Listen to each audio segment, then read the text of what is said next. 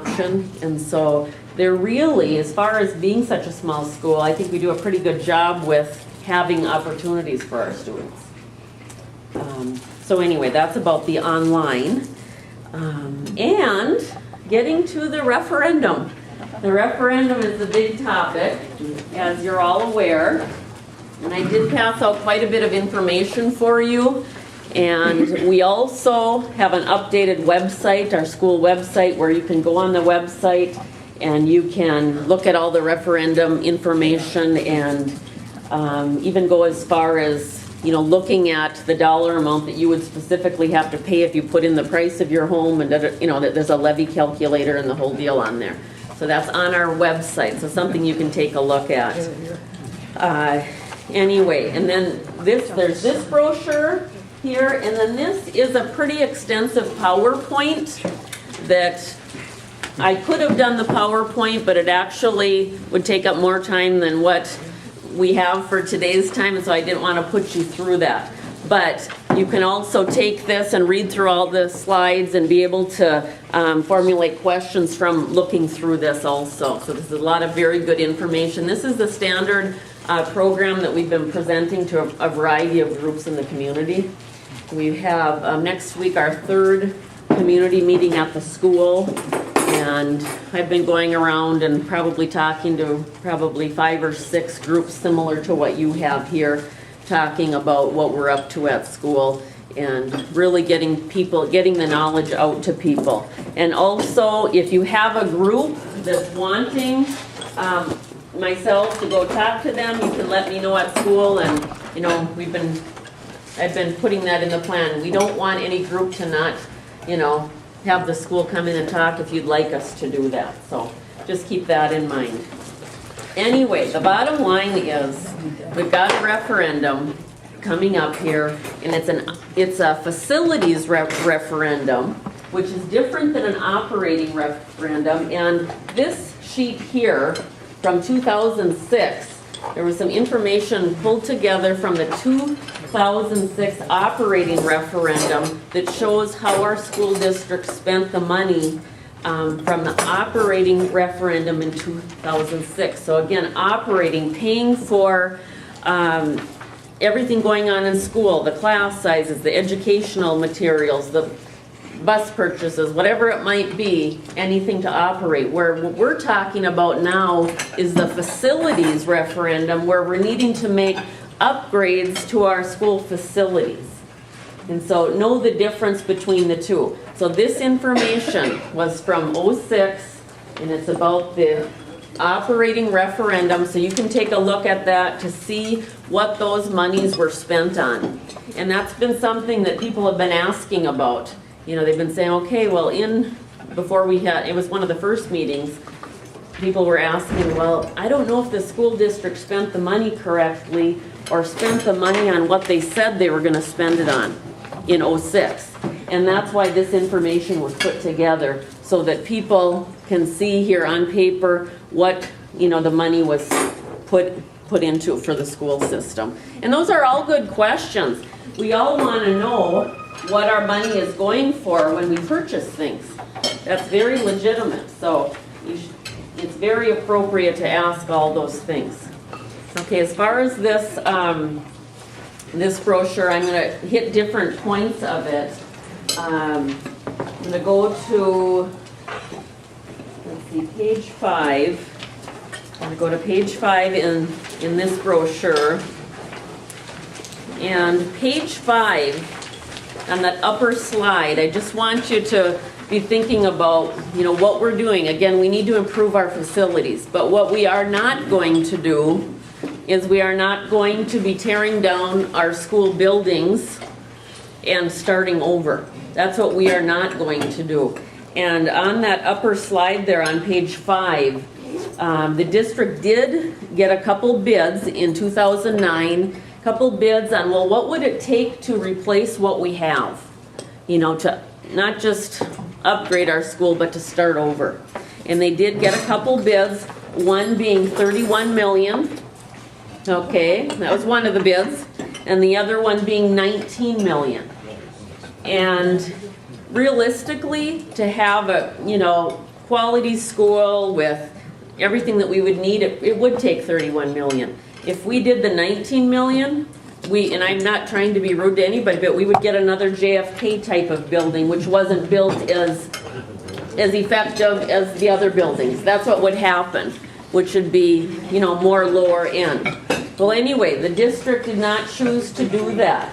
Instead, the school board has decided that, okay, we're gonna make changes to what we have. We're gonna make changes to what we have, and it's a pretty complex complex thing to do, even a big building improvement renovation. You have to go through the Department of Education, and they have to approve your plan, and it's pretty extensive.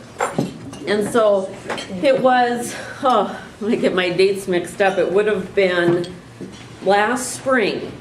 Last spring we submitted this project to the Minnesota Department of Education. The project that we're talking about now, which adding a heating system, upgrading technology, upgrading facilities, we submitted it to the Department of Ed for what they call review and comment. And we did that with planning to move ahead and not have to have voters vote. Okay, to be able to do it with the means that we have at school, within our funds that come into the school. And the Minnesota Department of Ed turned it down and said, you can't do it. It's too tight. You don't have enough money to be able to do that without having some help from your constituents. So, you know, okay, so we got shot down on that, and, you know, we just, okay, well, what's next? You know, and so as it turned out, the board then chose to go down a different road and go ahead and go out for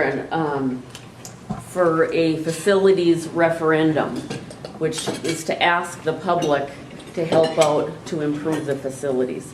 So that's what, you know, that's how we got to the point that we're at right now.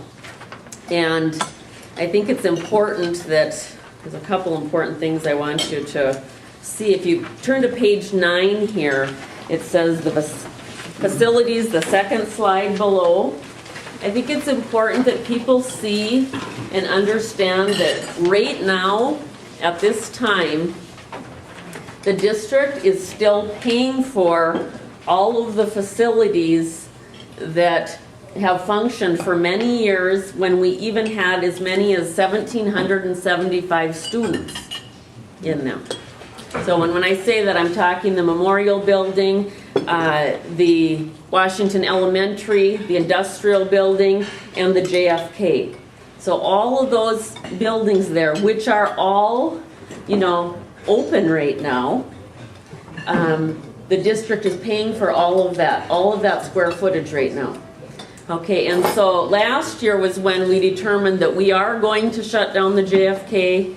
We need to close that building down. We can't be paying for that other area. And so that's been part of that. But right now, with our 544 kids, you know, we're still in the same amount of space. So you can see that as far as the operating costs of a school district, you know, it's just, we need to downsize. We need to just downsize in the square footage of the areas that we're using and heating and maintaining.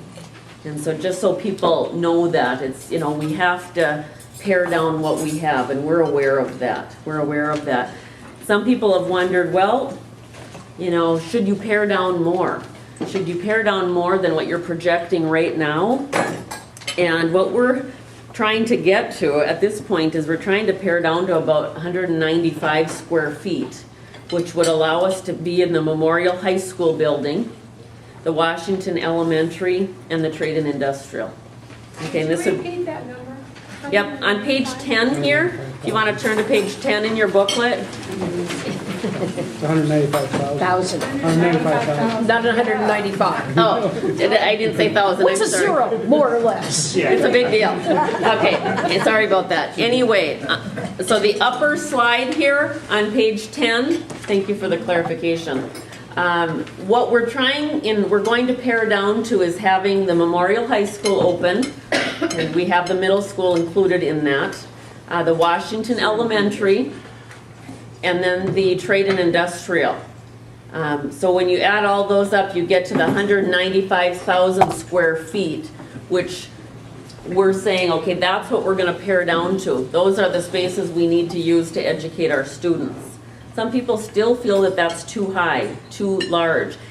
And in a sense it is, but we've got some barriers in the way. And for example, if you take the Washington Elementary building, we have the only auditorium in the district in that building, which is highly used. I mean, it's used all the time by school groups and out of school groups. And so that's a big thing. It's a big thing, and it would cost us, I think, about $700,000 to build a new one of those, which that's not going to happen now. And so there's that piece there too. And then the trade and industrial building, one second, the trade and industrial, that area, we've got our band program and we have our shops out there. And so right now, we can't afford to bring them in, say, to the main building either. And so you can see that, we've got some issues with, what should we keep, what should we change, what should we move around? Did you have a question? What does the school district think in the next 5, 10, 20 years the student growth or no growth will be? Actually, our projection for the next 5 years is that we are gonna, we're actually scheduled to go up about 10 students a year. That's what we're projecting. And again, when you looked at the, on page 9, we had, here 1,775 students all the way down to our 544 down here. Okay, this is the first school year that we've started to come up. The first year that we've started to come up, but some of the positives, as I mentioned before, are that we've got a higher number of elementary students. So our elementary population is higher than our high school. And so again, that's what we're projecting. Every year, it's just year to year, and you're counting kids and you're, trying to manage it all. But go ahead. Do you know if you got rid of JFK, how big the school could grow before you were too big to fit in the remaining buildings? If we got rid of JFK? Yeah. Well, as planned, like how big you can get till you're saying, we can get up to, I believe it's 700 to 800 students. Okay, again, we're at 544. We could get up to 700 to 800 students. And realistically, even if our population could go up to about 600, that would be a nice number. I don't believe our goal is to get real big. Part of what is so great about Ely is that we are small and we have this individualized education for kids, and they get that attention that they need, and our teachers know our kids. But the idea isn't that we want to get real huge. So even if I think it's realistic for us to get up to that 600 mark, which would be manageable and yet affordable enough for us to maintain. And right now with 544 kids, that's a large enough number to be keeping our schools open, without a doubt. But again, can we pare down things so that we can afford it, and can we, get our facilities in the kind of shape that we need to have them in to be functioning for the next 50 years. So anyway, okay, that, and if you look on page, let's see here.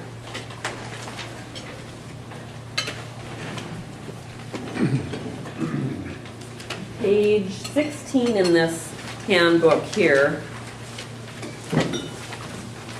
I wanted to be able to